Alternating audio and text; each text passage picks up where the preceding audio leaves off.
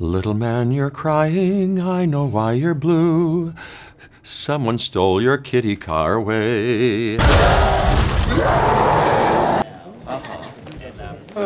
if I'm talking to him and I'm here, it's sort of my... It's your shot, yeah, so it's there.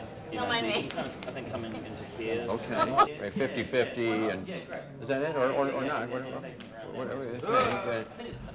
Like this? Yeah. Was that I play the Grandmaster. Yes, I'm the head of Sakaar, and it's colorful, and even though I've lived since shortly after the Big Bang, 14 million years old, the only thing I like to do is to play games, really. And I've gladiator. When we meet me, I'm in the middle of my gladiatorial games, producing, and what else? And then there's a kind of a rebellion, and I have to deal with that and all that kind of stuff. But you know, fear not, I can't be killed, just like my brother Benicio del Toro, the collector. And there it is, and that's in the middle of this whole other story, the Thor, young Thor.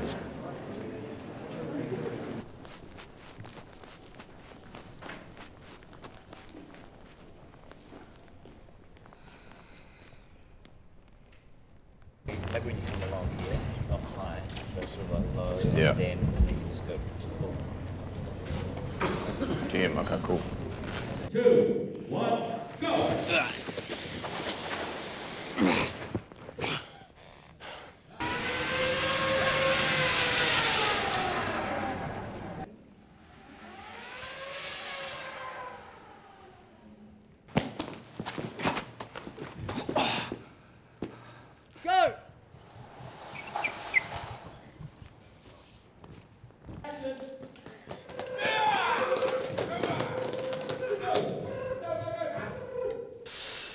I think the objective from, even years before we'd written the script was to change this film up in some way. I think it all started to feel a little bit familiar and predictable, and I called Kevin Feige and said, we got to do something different here. And he agreed, and was incredibly receptive. And then we had Taika come on board, who had the same attitude. And so yeah, it was about changing the aesthetic look, the hair, the hammer, the costume, everything, the world that we, were a part of, the universe, the music, everything.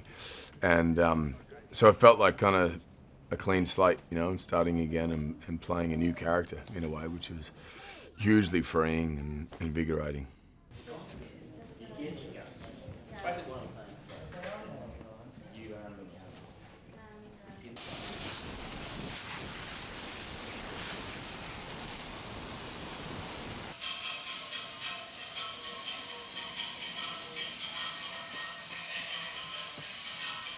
I think there's a vulnerability to him, and an accessibility to him that wasn't there prior. I think the first time I played the character was about making him, playing a god, and being sort of ethereal and godlike and speaking a certain way and moving a certain way. But the problem is with that is that then it's good for one film, but then after that you sort of hit a ceiling and you have nowhere to go. And so this film was about kind of stripping that back and having a greater access to that vulnerability and relatability about, he's one of us. He has the same problems that we all have. He has the same insecurities that we all might have, or the same sort of concerns or fears or whatever.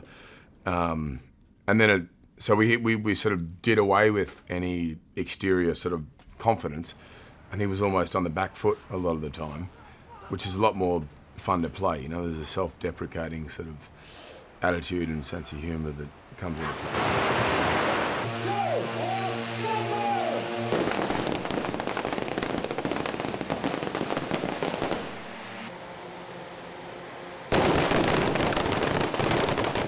My vision originally was just make Thor the coolest character and make him the most entertaining character, otherwise don't call the film Thor.